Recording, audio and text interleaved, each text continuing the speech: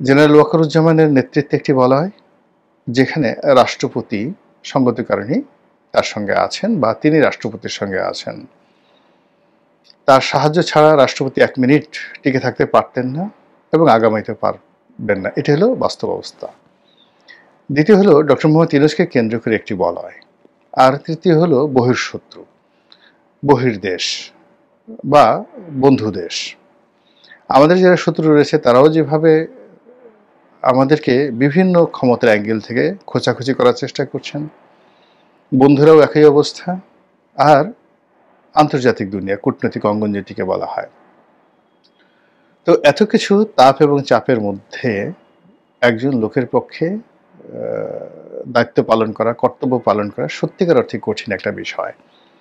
তো সেই দিক থেকে যখন সেনাবাহিনী মাঠে ডিপ্লয় হলো, তখন আমার কাছে মনে হলো যে ওনারা নিধিরাম সর্দার হয়ে থাকবেন। এর কারণ হলো আমরা সেই 2018 সনে যখন সেনা ডিপ্লয় হয়েছিল, তখন সেনাবাহিনীর যে অসহায়ত্ব দেখেছি, ক্ষেত্র বিশেষে লোভ দেখেছি, লালসা দেখেছি। এবং জেনারেল আজিজ ওই সময়টিতে শেখ হাসিনার আজ্ঞাবহ একজন জেনারেল হিসেবে একটি বাহিনীকে যতটা নিচে নামানো সম্ভব ততটা নিচে নামিয়েছেন। এবং উপজেলা পর্যায়ে যারা দায়িত্বরত ছিলেন তারা কি মেজর ছিলেন না লেফটেন্যান্ট কর্নেল ছিলেন আমি বলতে পারবো না, কিন্তু তারা উপজেলাতে পুলিশের যে দায়িত্বরত ওসি রয়েছেন, সেই ওসি এবং টিওনো, তাদের কমান্ডের বাইরে তাদের একটা টু শব্দ করার কোনো ক্ষমতা ছিল না। ওসি সাহেব একটা ছাগল পাঠাই দিতেন, সেটা জবাই করে সেনা সদস্যরা সেই যেখানে ক্যাম্প করেছিলেন সেখানে তারা খাওয়া দাওয়া করতেন, পোলাও কোরমা খেতেন। এর বাইরে তাদের কোনো ডিউটি ছিল না। 2018 সনে সেই সেনা সদস্যদেরকে যে একটা অবমাননাকর অবস্থায় ফেলে দেওয়া হয়েছিল, যাদের মধ্যে দেশপ্রেম রয়েছে, আত্মমর্যাদা রয়েছে এবং যারা সেনাবাহিনীর ঊর্ধ্বে এবং সেনাবাহিনীর র্যাঙ্ক এবং ব্যাজ এই দুটোকে তাদের মর্যাদার প্রতীক মনে করেন, তারা 2018 সনের নির্বাচনের মাঠে যে বিরূপ অবস্থার মধ্যে পড়েছিলেন ওটাকে তারা কিয়ামত পর্যন্ত ভুলতে পারবেন না। তো এই জন্য এবার যখন সেনা ডিপ্লয় করা হলো, অন্যকে কি বলেছেন জানি না, আমি প্রথম দিন থেকে বলেছি যে সেনাবাহিনীর ম্যাজিস্ট্রেসি পাওয়ার দরকার হবে। ম্যাজিস্ট্রেসি পাওয়ার ছাড়া তারা কিছুই করতে পারবে না। এখন আমার কথাই হোক কিংবা অন্য যে কোনো পরিবেশ পরিস্থিতির কারণেই হোক, সরকার তাদেরকে ম্যাজিস্ট্রেসি পাওয়ার দিয়েছে। এটা নজিরবিহীন বাংলাদেশে। কিন্তু সেই নজিরবিহীন ম্যাজিস্ট্রেসি পাওয়ার নিয়ে আইন শৃঙ্খলা রক্ষা, জনমনে প্রশান্তি আনা এবং রাষ্ট্রকে একটি নির্দিষ্ট দিকে নেওয়ার জন্য সেনাবাহিনীর প্রতি মানুষের যে আশা আকাঙ্ক্ষা তা 1%ও হয়নি।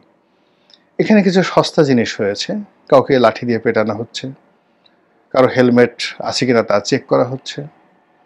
কিন্তু সত্যিকার অর্থে কোনো একটি এলাকাতে সেই এলাকার পরিবেশ পরিস্থিতি রাষ্ট্রের অনুকূলে আনা, আইন শৃঙ্খলা মানে যাকে বলা হয় শান্তিপূর্ণ করা, এই কাজটি সেনাবাহিনী করেনি। কেন করেনি, কী জন্য করেনি, এটা নিয়ে বহু তর্ক আছে, বিতর্ক রয়েছে। কিন্তু এখানে সেনাপ্রধান ওয়াকারুজ্জামানকে নিয়ে আমি যে কথাটা বলতে চাই সেটি হলো, এখনো পর্যন্ত তার অধীনে যেভাবে কমান্ড রয়েছে, এখনো পর্যন্ত তার প্রতি লোকজনের যে বিশ্বাস এবং আস্থা অব্যাহত রয়েছে, যেটি বাংলাদেশে বিরল, ইতিপূর্বে কখনো হয়নি। 1। 2 নম্বর হলো যে তিনি যদি এই পুরো পরিস্থিতিকে নিয়ন্ত্রণ করতে না পারেন, ইতিহাস তাকে ক্ষমা করবে না এবং তার জীবনে এতটা বিপর্যয় নেমে আসবে যে বিপর্যয় কোনো সেনাপ্রধান, কোনো মন্ত্রী, কোনো এমপি কারো জীবনে কখনো ঘটেনি। বাংলাদেশে পরিস্থিতি সেদিকে এগুচ্ছে। আর এই কথাটা এখন খুব নিষ্ঠুরভাবে আমাকে বলতে হচ্ছে এই কারণে যে আমরা ডক্টর মোহাম্মদ ইউনূসকে যে প্রধান উপদেষ্টা মেনে নিয়েছি সেনাবাহিনী প্রধানের কথায়, তার পছন্দে। তিনি যদি না চাইতেন এটা হতো না। এর কারণ হলো শেখ হাসিনা পালিয়ে যাওয়ার পরে পুরো মানুষের, দেশের যে কনসেন্ট্রেশন, সেই কনসেন্ট্রেশন ছিল ক্যান্টনমেন্টের দিকে, সেনাবাহিনীর দিকে। সেনাপ্রধান ওয়াকারুজ্জামান যদি ওই দিন চিফ মার্শাল অ্যাডমিনিস্ট্রেটর হতে চাইতেন, সেদিন যদি প্রেসিডেন্ট হতে চাইতেন, সারা বাংলাদেশ কায়মনো বাক্যে তাকে মেনে নিত। এমনকি বিএনপি 2-3 বছরের মধ্যে কোনো টু শব্দ করতো না।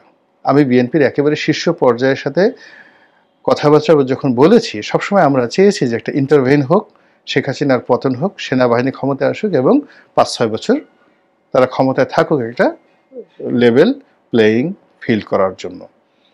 কিন্তু সেনাপ্রধান নিজের দুর্বলতার জন্য হোক, অক্ষমতার জন্য হোক, স্নায়বিক দুর্বলতার জন্য হোক, ব্যক্তিত্বের জন্য হোক, ভয়ের জন্য হোক, নির্লিপ্ততার জন্য হোক, হোয়াট এভার মেবি, তিনি ক্ষমতা না নিয়ে তিনি ক্ষমতা দিয়েছেন ডক্টর মোহাম্মদ ইউনূসের হাতে।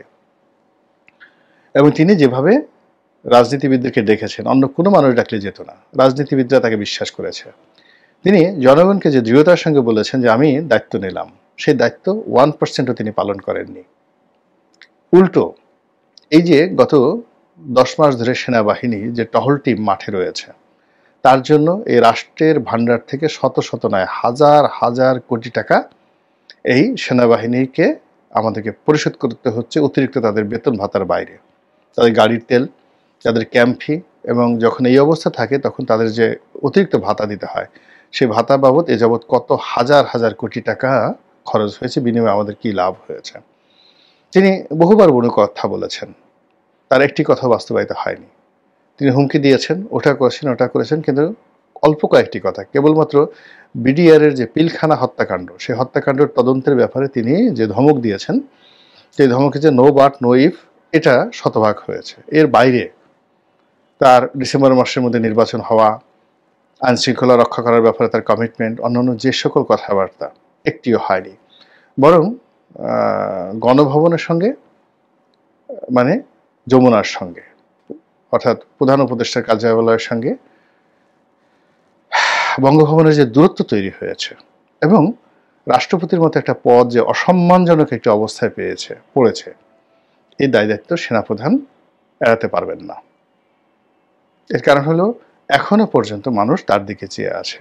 আজকের এই ভিডিওর সবচেয়ে মূল উদ্দেশ্য হলো যে তিনি সম্প্রতি মবের বিরুদ্ধে খুব স্ট্রং একটি অবস্থা নিয়েছেন। সারা বাংলাদেশে মব হবে না, মব বন্ধ করা হবে, এবং মবের সঙ্গে যারাই জড়িত হোক, সেটা বিএনপি তারেক রহমান সাহেব হোক, জামাতের আমির হোক, কিংবা ডক্টর মোহাম্মদ ইউনূস নিজে হন, সেনাবাহিনী, পুলিশ, অ্যাডমিনিস্ট্রেশন তাদের বিরুদ্ধে ব্যবস্থা নেবেন। এবং এই কথা সেনাপ্রধান যে দৃঢ়তার সঙ্গে বলেছেন, সেটা আমরা বিশ্বাস করেছি, কিন্তু তার 1%ও বাস্তবায়িত হয়নি। ইন্টারনেটে দেখেন কত পরিবারে যে সকল নোংরামি চলছে, স্বামী স্ত্রী, তারা যেই যাকে বলা হয় স্বাভাবিক অবস্থাতে স্বামী স্ত্রী রয়েছে, সেই রুমে মব করে ঢুকে পড়ছে এবং উভয়কে উলঙ্গ অবস্থায় সেখানে তাদের ভিডিও ধারণ করছে। সম্পূর্ণ উলঙ্গ অবস্থায় একটা মেয়ের ছবি ইন্টারনেটে ভেসে বেড়াচ্ছে, গৃহবধূর ছবি, হাতে পা ধরে কান্নাকাটি করছে, সম্পূর্ণ উলঙ্গ, নিজের বেডরুমে। এই ঘটনা কেন ঘটছে বাংলাদেশে? এবং আজকের এই ভিডিওর মূল উদ্দেশ্য হলো যে এই যে মবক্রেসিতে একজন সাবেক প্রধান নির্বাচন কমিশনার এবং বাংলাদেশ একজন মহান মুক্তিযোদ্ধা, তিনি যে অন্যায় করেছেন 18 নির্বাচনে, সে অন্যায়ের বিচার হবে, ক্রস ফায়ার হবে, ফাঁসিতে লটকান, 10 বার তাকে ফায়ারিং স্কোয়াডে পাঠান, ভিন্ন জিনিস। কিন্তু যে অপমান তাকে করা হয়েছে, এটা কোনো অবস্থাতেই মেনে নেওয়া যায় না। এই দায়িত্ব সেনাপ্রধান কিভাবে এড়াবেন? এখন কি করবেন? যারা মব করেছে তাদেরকে ধরবেন? এই মবের পেছনে কি যাকে বলা হয় অনেক মাথা নেই? এই ঘটনার সাথে কি অনেক রাজনৈতিক শক্তি জড়িত নেই? তাদেরকে কিভাবে শাস্তি দিবেন? খালি ওই যে ছেলেটা ওখানে গিয়ে মানে জুতোর মালা গলায় পরিয়েছে, সে জড়িত না? তার পিছনে আরো অনেকে জড়িত আছে। কেন এই জিনিসগুলো হচ্ছে? হাইকোর্টে কি হচ্ছে? বিচারকরা তারা কলম ধরতে সাহস পাচ্ছে না। যে ফাইল, যে মামলা, সেই গত 10 মাস 12 মাস ধরে এক একটা মামলা ঝুলছে, শুনানিতে আনা যাচ্ছে না। সাধারণ মামলা, এই মামলার সঙ্গে ট্যাক্স জড়িত, এই মামলার সঙ্গে রাজস্ব বিভাগ জড়িত, এই মামলার সঙ্গে রাষ্ট্র জড়িত, রাষ্ট্রের স্বার্থ জড়িত, অর্থনীতি, শিল্প, কলকারখানা জড়িত। কোনো বিচারক সেই মামলা যাকে বলা হয় তারা শুনানি করতে সাহস পাচ্ছেন না। শত শত হাজার হাজার মামলা। এই যে একটা কোর্ট, একজন বিচারপতিকে ডিম মারা হলো প্রকাশ্য কোর্টে। এখন একজন বিচারপতিকে প্রকাশ্য কোর্টে ডিম মারা হলো এবং সেই বিচারপতিকে আবার ছুটিতে পাঠিয়ে দেওয়া হলো। তারপর সেই বিচারপতির কোর্ট ভেঙে দেওয়া হলো। এখন গিয়ে দেখেন তো সেই বিচারপতিকে যেদিন তাকে ডিম মারা হলো সেই দিন থেকে আজকের দিন পর্যন্ত শুধুমাত্র ওনার বেঞ্চে কত শত মামলা ঝুলে আছে এবং সেই মামলাগুলোর আর্থিক গুরুত্ব কত হাজার কোটি টাকা। শুনানি হয়নি, একটা মামলার শুনানি হয়নি। সেই কোর্ট ভেঙে আবার যে নতুন কোর্ট করা হয়েছে সেই মামলাগুলো এখনো ট্রান্সফার হয়নি এবং নতুন যে বিচারক দেওয়া হয়েছে সেও সেইভাবে মামলা পরিচালনা করছেন না, ভয়ে আতঙ্কে। এবং আমি যেটা দেখেছি যে ওই যে বিচারক যাকে ডিম মারা হয়েছে সে শহীদ জিয়া সম্পর্কে নাকি বিরূপ মন্তব্য করেছিল কোর্টের মধ্যে। তো তার কোর্টে, ফুল বেঞ্চ কোর্টে সে যে কোনো মন্তব্য করতে পারে, এটা বাইরে এটা নিয়ে বক্তব্য দেওয়ার মতো কিছু নেই। এই স্বাধীনতা তার আছে। পার্লামেন্টে যে কোনো বক্তব্য, সেখানে শেখ হাসিনা নিয়ে, খালেদা জিয়াকে নিয়ে কত বাজে কথা হয়েছে, জিয়াউর রহমানকে নিয়ে কত বাজে কথা হয়েছে, পার্লামেন্টে ওইটা তার একটা স্বাধীনতা রয়েছে। তেমনি বিচারক তার রায়ে বা তার কোর্টে তার যে ফুল স্বাধীনতা দেওয়া আছে যে কোনো কথা বলার, সেটা আইনগতভাবে মোকাবেলা করতে হবে, সেটা ডিম মেরে নয়। এই কাজ যারা করেছে কিচ্ছু হয়নি। ফলে কি হলো, যে বিচারক তিনি একজন প্রফেশনালি, আমি তাকে ব্যক্তিগতভাবে চিনি না, আমি তাকে শুনেছি তিনি প্রফেশনালি অনেস্ট, আমি তার নামও জানি না, অনেস্ট, এবং প্রতিদিন 80 থেকে 90টি মামলা তিনি নিষ্পত্তি করতেন। যেদিন ডিম খেয়েছেন তার পরের দিন থেকে ডেইলি 2টো করে মামলা তিনি নিষ্পত্তি করেছেন, নট মোর দ্যান 2। এইভাবে কয়েক মাস চলেছে।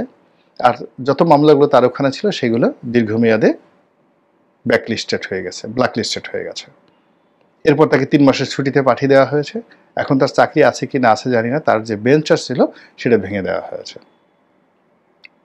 আমি জাস্ট একটা উদাহরণ দিলাম, এরকম হাজার হাজার ঘটনা ঘটেছে। এই দায়িত্ব সেনাপ্রধান এড়াতে পারেন না। সর্বশেষ তিনি মবের বিরুদ্ধে যে কথা বলেছেন, সেই কথা বলার পরে এই যে সিইসি নুরুল হুদা সাহেব, পুরো দক্ষিণ অঞ্চলে তার মতো, তাকে বলা হয় টাইগার হুদা, তার মতো ওইরকম সাহসী বীর মুক্তিযোদ্ধা একজনও নাই দক্ষিণ অঞ্চলে। শাহজাহান ওমর, নুরুল হুদা, ওনারা এই সমপর্যায়ের যোদ্ধা ছিলেন। একজন সিভিল সার্ভিসের কর্মকর্তা হয়ে তিনি পুরো পটুয়াখালী ডিস্ট্রিক্টের কমান্ডার ছিলেন। তার দ্বারা আমি সবচেয়ে বেশি ক্ষতিগ্রস্ত হয়েছি, তার দ্বারা, তার ভাগ্নে দ্বারা। তারপর আমি বলছি এই কাজটি করা একেবারে অনুচিত এবং এই কাজটি হয়েছে, এই কাজের জন্য ডক্টর মোহাম্মদ ইউনূসকে জবাবদিহি করতে হবে আগামীতে। এই কাজের জন্য সেনাপ্রধানকে জবাবদিহি করতে হবে আগামীতে। এবং এখন